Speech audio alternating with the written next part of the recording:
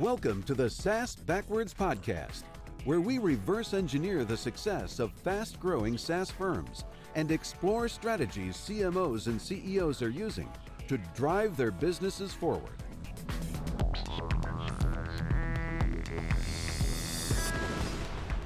Hello, everyone, and thanks for listening to another episode of SaaS Backwards. It's a podcast for SaaS CMOs and CEOs to help them accelerate growth and increase profitability. Our guest today is Nelson Gilliat. He's the author of The Death of the SDR and Birth of Buyer-Centric Revenue. He's also founder of the Buyer-Centric Revenue firm, a sales and marketing consultancy and advisory. Hey, Nelson, thanks for joining us. And before we get started, tell us a little bit about yourselves and your new venture. Yeah, sure. Hey, Ken. Hey, everyone. Thrilled to be here. This is going to be a really awesome chat. So I think you put it perfectly. I just recently authored a book called The Death of the SDR and the Birth of Buyer-Centric Revenue. And I've also just created Buyer-Centric Revenue, a B2B marketing and sales consultancy and advisory firm to help companies implement this new buyer-centric revenue model and with general marketing sales. So it's a very exciting time. That's great. I think we have to say we all agree that we're at an inflection point here as sales and marketing practitioners. Stuff we've been doing. Some of us had early warning that it wasn't working. Some of us are just seeing those signs. But regardless, change is coming to the marketing and sales process for B2B and software companies in particular. Can you point out for listeners how this arose and where you see the timeline for these changes? Like, how has it happened and how is it coming at us?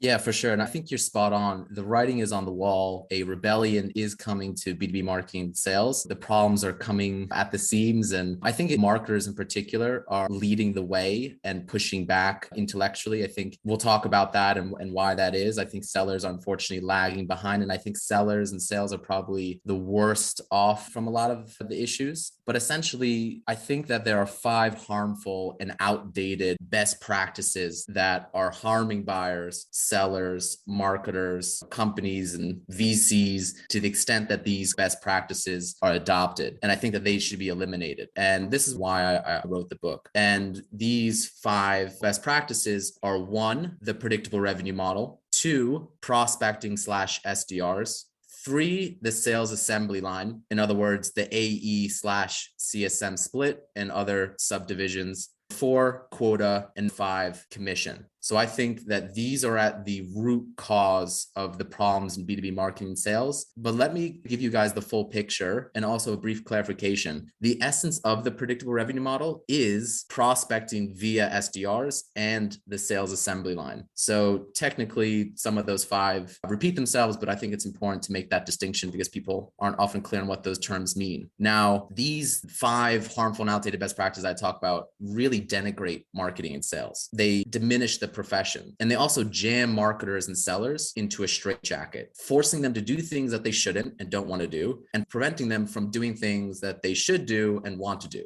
And so I think this results in less productive and fulfilling careers, and why we see high turnover, low tenure, low performance, and low job satisfaction.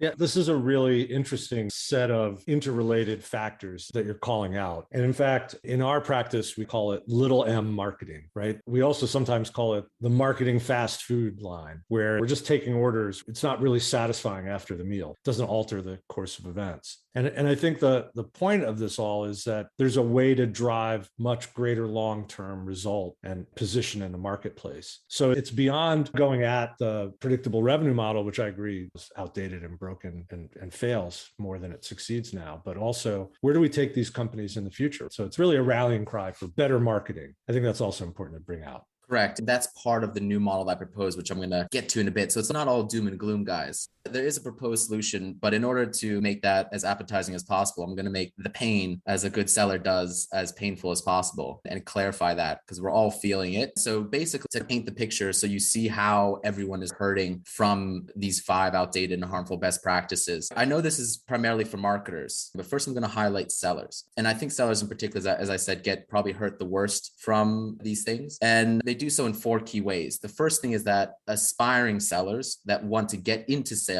are forced into a role where they are 100% focused on doing bad manual marketing drudgery from the pre-internet era, aka prospecting SDRs, who are primarily doing telemarketing to annoy buyers to speak to sales. Now, prospecting is not sales. It is the worst kind of marketing and is extraordinarily harmful. The SDRs that do it hate it. It's a waste of their talent and they can't wait to escape it. Once they do finally escape to sales, they're often still forced to do prospecting to some extent. And we'll talk about why that is. Number two, sellers are forced to have partial responsibility and ownership over the buyer relationship and the sales process. And therefore, they experience stunted growth, efficacy, and job satisfaction. And that's because of the sales assembly line. Number three, I think that the way that sellers are compensated is unfair, deceptive, undesirable, unpredictable, and counterproductive. And that's because of commission. Number four, the way that sellers' performance is measured is unfair, unrealistic, counterproductive, and incomplete. Now, I know a lot of people listening here are marketers, but yeah, don't forget about your sales brethren. Some of us have worn multiple hats. But anyway, marketers, they're hurting because number one, they are forced to waste enormous resources, time, capital, and labor on prospecting instead of proper marketing. Number two, marketers are forced to generate a high volume of contact info of uninterested buyers. That is what MQLs are. There's a lot of misunderstanding about what MQLs are not, but don't get it twisted. MQLs are contact info of uninterested buyers. And that is what marketers are being forced to generate a high volume of so that whoever is doing the prospecting, whether it's SDRs and or sales, they can burn through those leads and convert them at low rates and at a massively high cost. Now, number three, marketers are therefore chained to the MQL as a key performance indicator instead of revenue and pipeline quality and efficiency. So you have marketing producing a lot of junk leads while sales, whose KPI is properly revenue, get stuck holding the bag, and most of their sales team underperforming because marketing is failing to produce proper demand to feed sales properly because they're doing prospecting through SDRs. And that's also why some sales leaders mistakenly think that the solution to that problem is that they need to require their own sellers to do the very same counterproductive prospecting that marketing is already doing via SDRs, and which got them into the problem into the first place. Instead, these sales leaders should be trying to fix marketing by getting rid of prospecting. Anyway, the last thing is that marketing and sales have different KPIs. Marketing has junk leads and sales has revenue. And that is a key reason why marketing and sales are misaligned and in conflict. And instead, I think they both should have the same KPIs with minor differences on sub KPIs, but they should be aligned on revenue as well as pipeline quality and efficiency.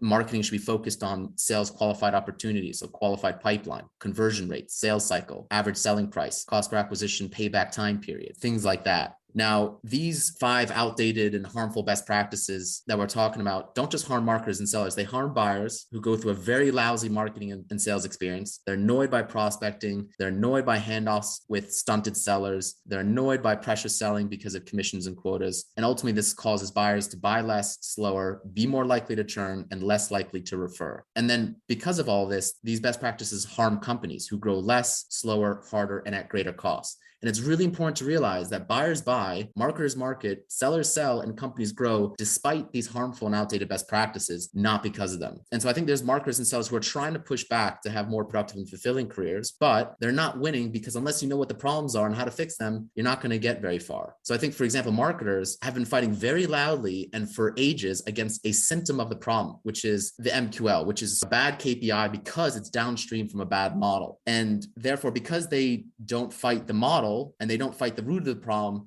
they're still chained to it. And I think they're spinning their wheels. And so that's why we need a new marketing and sales model. And that's why I proposed the buyer-centric revenue model. It gets rid of prospecting and SDRs in favor of proper marketing, and it calls for sunsetting SDRs into productive and fulfilling roles, which many SDRs are already desperately trying to do as soon as possible. Buyer-centric revenue model also abandons seller specialization in favor of one-to-one relationship. It eliminates commission in favor of a salary and bonus, and it gets rid of quotas that are short-term, considered the only sales performance metric, and where its attainment is publicly displayed against teammates. And so companies that adopt the buyer-centric revenue model ought to enjoy a massive competitive advantage, attract buyers and top talent alike, become better to work with and work for, and to the extent that they adopt the model, they'll grow better. That was a deep and wide all at the same time on your model. I'd love to know, have you had some successes implementing some or all of your model with places that you've worked and companies you've advised? I certainly want to understand how this has been field tested. Yeah, for sure. To some extent, this model was implemented at my former company, UserGems, which was a small B2B marketing tech startup. It was 6 people. I was the 6th person. And when you're a startup, you don't have time or money to waste. You have to be smart. And we had a great marketing engine. We had a tight positioning, tight messaging. We were in the right channels, doing the right proper marketing that was producing quality buyers that were interested in speaking to sales. And we didn't have a massive sales assembly line. It was me. I was the AE/CSM combined. And I saw how wonderful that is for the buyer and how wonderful it is for the seller, for myself, as opposed to handing off the buyer from one seller to another seller. And so I saw the power of what good marketing can bring to the table. And because of that, UserGems was able to 4x ARR in a year despite COVID, raise another funding round, create a new category of marketing software. Whereas in my prior company, it was a very large B2B financial service and software firm called Western Union Business Solutions, and they were running on the old model. And I saw a lot of the problems there. And how I came to write this book was I saw a lot of the old problems at Western Union Business Solutions. And I came to UserGems and tried to create like an ideal marketing and sales model. And I was able to see what could be done there when you can start from scratch and you don't run with outdated bad practices. And I think most innovation happens because of that. As I point in my book, there's a few different companies that have adopted different aspects of my model to different extents. And I list those. And I think there are other companies, hopefully will come to light, who do some of this stuff to some extent. Unfortunately, the predictable revenue model, the prospecting and sales assembly line, as well as commissions and quotas, is pretty much the dominant operating model for most B2B marketing and sales companies to a large extent. And I think that is why these problems are so widespread and why there is a massive movement to try and change the game. Yeah. So let's talk a little bit about like, how do we know we have this problem? Are there symptoms that marketers can point to, trends that change in their business that let them know that what they're doing is becoming less fruitful? Yeah, and I think a lot of the frustration that marketers feel about the stuff that they want to do but can't and should be doing, the stuff that they're forced to do, or the MQL and all these type of things that kind of put them in a straitjacket, having to divert a lot of their time and efforts into things they know don't work, like prospecting and hiring SDRs and training SDRs, catering all their marketing efforts around that and the buyer's experience around that. And then looking at the business metrics, looking at revenue, looking at the number of customers, looking at the number of qualified pipeline, of SQOs, of conversion rates, sales cycles, cost per acquisition. So to me, that's like a great one right there. We had a client for about 15 years and their head sales guy was the ultimate prospector. All the guy did was cold prospecting. And he, for 12 years, drove massive revenue doing that. And then he started to notice year over year, his conversion rates went down and he was doing twice as much effort to earn half the commission. He'd been motoring, making a few $100,000 a year, just spamming the universe. And then all of a sudden he hit a wall. And again, twice the effort for half the revenue. Yeah, prospecting has gone worse and worse as time goes on because proper marketing has gone better and better and better. And so there's massive diminishing returns and opportunity costs into prospecting. But fundamentally, the predictable revenue model was created by Aaron Ross in 2011 based on his experience at Salesforce in the early 2000s. And a lot has changed since the early 2000s. And buyer preferences, technology, what marketing can do, but that model has not. And again, the predictable revenue model is two things: prospecting via SDRs and the sales assembly line, in essence. Predictable revenue model cannot be held liable for commissions and quotas, which have been around for a lot longer than that, but are still bad practices which need to go. But fundamentally, predictable revenue model was not good then, and it's much worse now. And it fundamentally fails because it's anti-buyer. The buyer is sacrificed to alleged operational efficiency and effectiveness, but in fact achieve neither. So because marketing and sales sacrifice the buyer, they're set up for failure. And I think that's why they're in the straitjacket, and that's why they're having less productive and fulfilling careers. Now, let's be clear about what prospecting actually is and what the SDR role actually is. Prospecting is a code word for bad manual marketing from the pre-internet era that annoys buyers with intrusive outreach, primarily via telemarketing, but also intrusive emails, LinkedIn messages, physical mail, and bribery or gift cards. So that's what that role is. Don't get it twisted. The second thing is know why the SDR role was invented and what the history is behind that and why predictable revenue model came up with it. Prospecting used to be done by sales. It was undesirable, it was laborious, it was fruitless. And so sellers did not want to do it. They were unable to do it, they were unwilling to do it. And given the low probability of prospecting to produce any results whatsoever, leaving aside ROI and opportunity costs, it had to be done constantly in very large quantities and predictably to amount to anything at all. And it became very clear that it was wasting sales' time. It was massive ROI negative. And so they said, okay, let us take that away from sales and we'll create a new type of role to be entirely focused on prospecting, the SDR. That's where the SDR comes from. That's the big cornerstone of predictable revenue. Now, why is prospecting anti-buyer? Why is it bad manual marketing? Prospecting essentially defies how modern buyers want to and can be marketed to. Buyers are very annoyed by intrusive outreach over the phone, over email, over LinkedIn, or physical mail. They really don't care about irrelevant personalization about where they went to school or live, or that they like cats, or that you sent them a video with their name on it, or that you're bribing them with a gift card in exchange for a demo. That is not how buyers buy or want to be marketed to. And those buyers that are interested in speaking to sales, let's say from proper marketing efforts or whatnot, they don't want to go through SDRs who manually qualify them and schedule a demo in order to speak to sales. They want to be able to qualify themselves on the website and book a demo directly on the website from seller's calendar. So prospecting is both trying to annoy buyers to get to speak to sales, and then there's a part of prospecting where it's you're beating them into submission, basically. Exactly. And so when you look at the results of what prospecting produces, it produces a lot of low quality junk leads. So you're garbage in, garbage out, and you're stuffing the pipeline and you're stuffing sales with a lot of junk that converts less, has longer sales cycles, higher cost per acquisition, more likely to churn, waste sales' time. So what is proper marketing then? All marketing is outbound. That's another sort of deliberate, I think, code word to try to muddy the waters. All marketing is outbound. The only difference between proper marketing and bad marketing is it buyer friendly? Is it ROI friendly? Is it scalable? Is it relevant? And does it have compounding yield? And prospecting is none of those. Examples of good proper marketing include podcasts, for example. And that's how I became aware of Austin Lawrence and the good stuff that Ken Lempet is doing to help B2B marketers. Now, other examples include buyer self-service to the extent that they want it, freemium, LinkedIn organic, advertisements, events, webinars, thought leadership, word of mouth, which is the biggest one, great content marketing with proper distribution on social, in-product promotion, having a compelling narrative of why buyers should take action now and the cost of inaction, review sites, case studies, partnerships, influencer marketing, community, remarketing to previous buyers and users that change jobs, referral campaigns, recycle campaigns, win-back campaigns, having a really awesome website where buyers can go and self-educate, give them a free demo recording, give them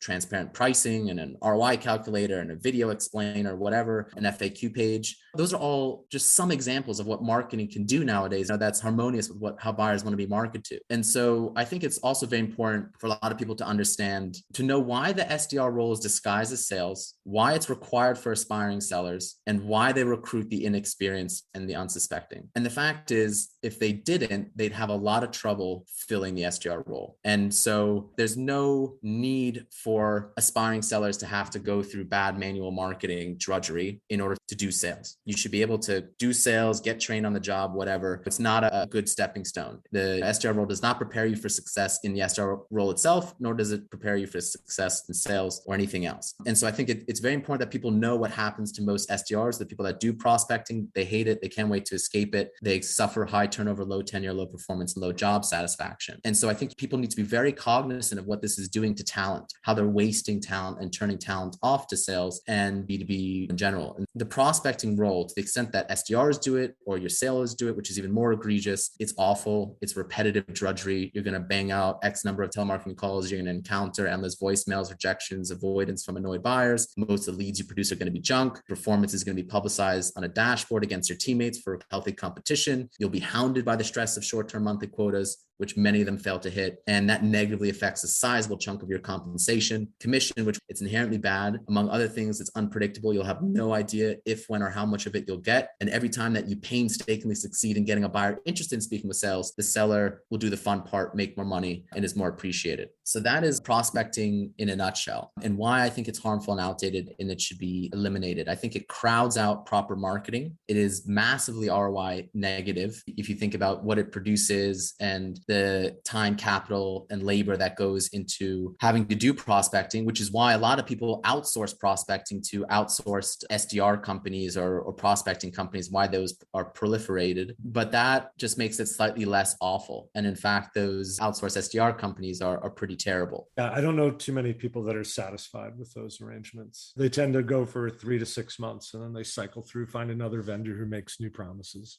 It's junk food as opposed to proper marketing, like the type that you can get through Austin Lawrence and what Ken is doing.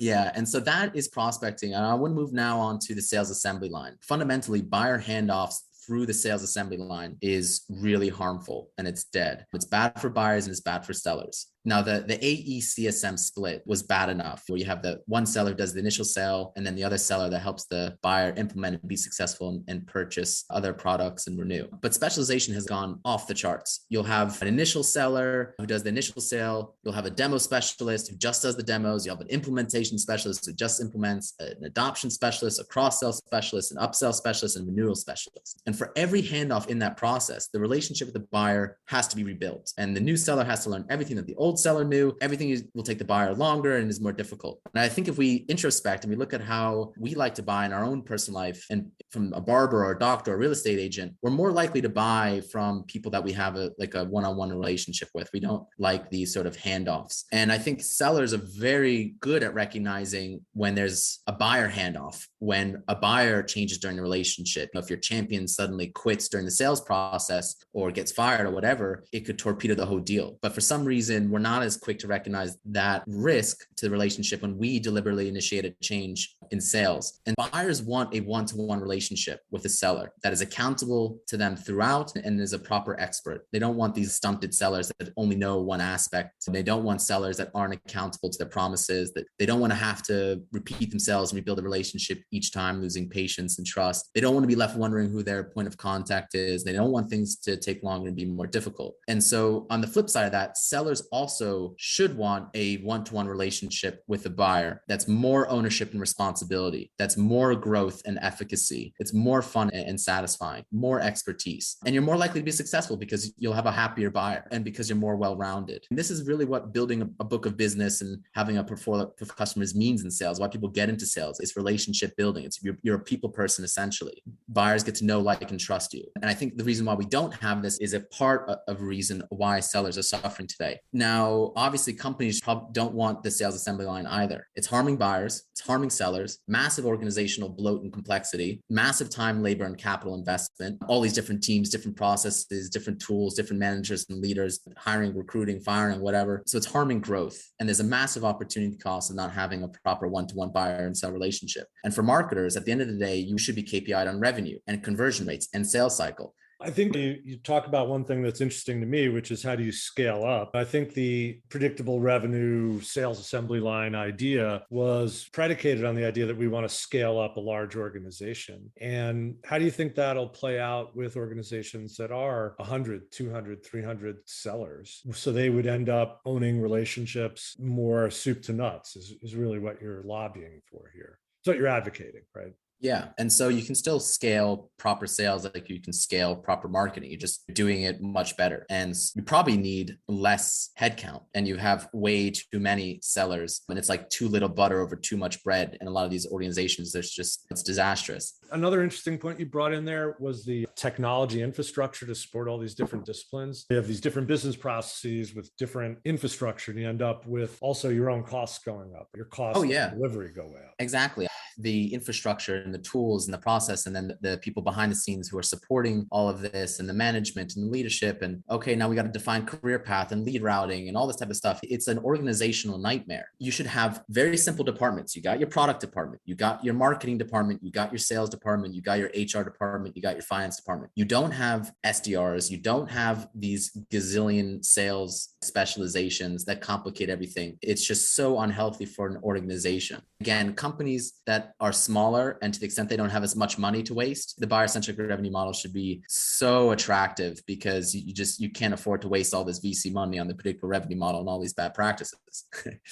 Now, to turn to quotas, I think quotas are really harmful because it's an improper way to measure sales performance. The way that they're currently designed is to pressure sellers in order to pressure buyers, which hurts both buyers and sellers. And it harms the outcome that you're actually trying to get, which is revenue and the long-term buyer relationship. It is often considered the only sales performance metric when it should be one of many. The reason being, the seller can only partially influence a buyer's decision to purchase.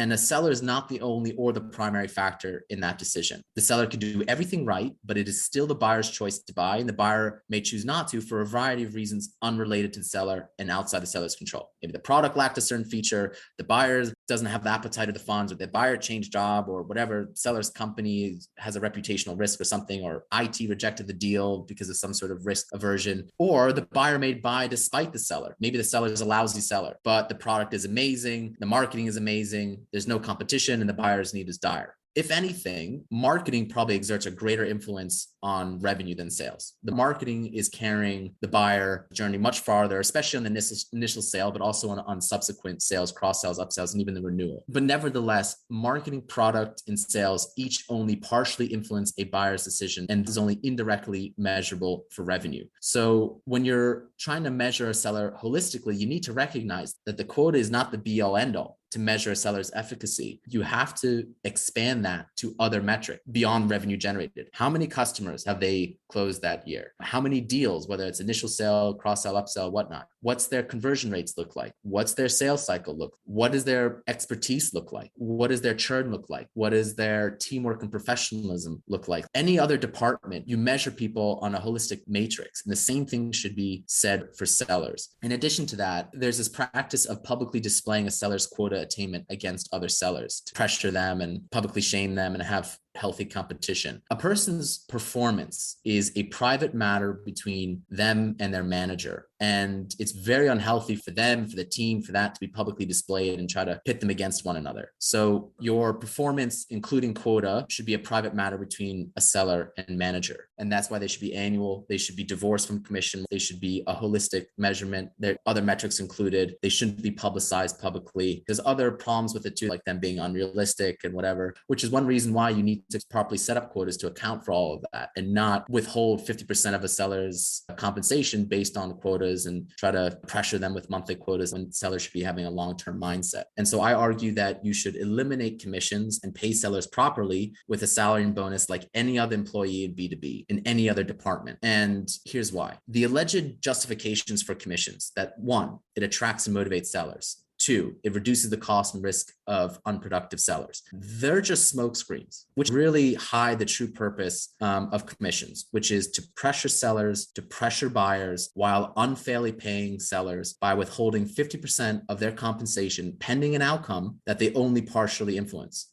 And so when you're thinking about the popular sales compensation model today of half salary and half commission, 50% of your compensation is guaranteed and predictable. That's your salary, and 50% is variable and unpredictable. That's your commission, provided quota attainment based on the buyer's decision to purchase, which is largely outside the seller's control. You can start to put the pieces together and see that something is fishy here and it's not right. And one metaphor, I think the way to think about it that's really helpful is that commissions are not icing on the cake like a bonus is. Commissions are really half the cake that you may never eat. And in essence, they symbolize 50% of a seller's missing salary. Hey, seller, you get half now and half later when the job is done, pending an outcome, by the way, the buyer's decision to purchase, which is largely outside of your control. Now, beyond that, it's very important to emphasize that $1 of commission and $1 of salary are not equal. And commissions are overwhelmingly unfavorable in terms of risk, predictability, probability, simplicity, transparency, taxes, and loans. So commissions are unpredictable and erratic. You don't know if, when, and how much you'll receive. Commission structures are typically complex with various accelerators, decelerators, thresholds, clawbacks, timeframes, and various other nuances that are really hard to understand and usually change every year. Commissions take time to generate because it depends on ramp time in your sales cycle, which means 6 months or more. And they reset to zero whenever your quota resets, which again is typically short-term, monthly, or quarterly. So I think at worst, commissions are a really unfair, deceptive ploy to lure in unsuspecting people with promises of big or unlimited sums of potential money. And that once sellers take the bait, commissions are then used as a manipulative false carrot and stick to foster pressure selling through greed and desperation. And I think a lot of sellers are taught that they should yearn for commissions without question. But I think that once commissions are more widely understood and more sellers catch on to this sort of shell game, the whole house of cards of commissions compensation will fall. And that will start with the best sellers who will want a proper salary and bonus, and that they'll command the highest. Incidentally, I think VPs of sales and CROs, and if you're listening to this will resonate. Incidentally, when they're at young companies, I think they're slowly starting to wake up to the fact that equity works in a very similar fashion to commission and should not be relied upon, especially since like sellers, they share very short tenure. And so therefore, many VPs of sales and CROs are fighting for more salary and bonus. And so I think sales leaders should think very carefully about paying their sellers with the very same uncertainty and unfairness and risk that they themselves wish to avoid. And I think buyers feel this. Buyers feel commissions. They know that the seller on the other end is their livelihood, or 50% of their livelihood is in your ballpark. And they know they get the precious selling, the annoying follow-ups. They know they probably can get a discount or whatever if they just wait to the end of the month or whatnot, or that maybe they think they suspect the seller is going to overpromise, underdeliver just to bring on a bad fit, just to make ends meet. And that really puts them off. And there are companies in B2B that are doing a great job and have gotten rid of commissions and have seen the light and are seeing great effects, like Culture Amp, Monday.com, Backblaze, Legion Logistics, Microchip Technology, all fantastic companies I talk about in the book. The time we have left, maybe we should turn to what are some of the things that marketers can do to do better marketing. You call proper marketing in the book. And I love that, by the way. I think the idea that marketing has discipline and rationale and some science behind it makes perfect sense to me. So what can marketers do? Yeah, for sure. So again, you have to, first of all, challenge the theory of the predictable revenue model. And then in order to demonstrate that with evidence, you need to show from your own company, look into the CRM and show two different reports, the results from proper marketing and the results from prospecting, and include revenue, conversion rates, sales cycle, cost per acquisition, CAC payback or cost per acquisition payback time period, and show the results and say, hey, we are wasting resources, an immense amount of resources and opportunity cost that's being diverted away from proper marketing. And so show that, and then which is delivering the things that we actually care about, and it's being wasted in prospecting. And imagine if we took all those millions that we're wasting in time and effort on SDRs and prospecting, put that into proper marketing exclusively, so that marketers solely generate high quality demand of buyers that explicitly request to speak to sales. You don't have to flip everything overnight. You can start with just an experiment. And ideally, the idea would be to sunset SDRs into other productive and fulfilling roles in marketing, sales, revenue operations, or whatever. But why don't we shift some resources, some time, labor, and capital away from prospecting? Okay, what could that look like? Let us stop with manual inbound qualification and demo scheduling. Let's get rid of that. And let's just let buyers book a demo directly on the website with the seller and self-qualify themselves. Great. We got that off of SDR's plates. And then, okay, let us do less telemarketing. Let us do less of the prospecting activities and maybe try to have SDRs do more productive things, work on a case study or whatever, or just do like some marketing activities. Because again, SDRs are a marketing function to generate demand for sales. They should report into marketing. And so they should do other marketing functions, help with product marketing, help with demand gen, help with ops, and reduce the amount of prospecting activities that they actually do, and then show the results over time. So I think part of my book is to provide both of that to some extent. And the call to action at the end of my book is take these baby steps, experiment, transition slowly, and sunset things slowly. I think that's really great advice, Nelson, and illuminating interview, and I think really preview of what people can expect in your book, The Death of the SDR and Birth of Buyer-Centric Revenue. And Nelson, if people want to engage with you and learn more about your method and get your help implementing the methodology, how can they reach you? Sure. So you can contact me at nelson@buyercentricrevenue.com. So you could just contact me on LinkedIn or through email. But that is my B2B marketing and sales consultancy and advisory firm to help people implement this model, as well as with marketing and sales generally. And follow me on LinkedIn. I'm very active on LinkedIn, promoting these ideas, fighting back, receiving a lot of positive response from people and engagement from people. So to anyone out there, it's fight to elevate your profession, whether you're marketers or whether you're sellers, fight to have more productive and fulfilling careers. Join this movement and fight against these 5 and harmful bad practices, fight against the predictable revenue model, and embrace the buyer-centric revenue model. That's awesome. Thanks so much, Nelson. And thanks everyone for listening to this episode of SaaS Backwards. If you want to reach me on LinkedIn, it's LinkedIn/in/Ken Lempit, or you can find me at kl@austinlawrence.com. Thanks again, Nelson, for a great episode. Thanks, Ken. See you guys. Thanks for listening to the SaaS Backwards podcast, brought to you by Austin Lawrence Group. We're a growth marketing agency that helps SaaS firms reduce churn, accelerate sales, and generate demand. Learn more about us at www.austinlawrence.com.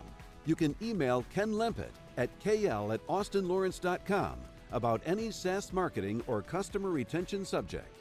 We hope you'll subscribe, and thanks again for listening.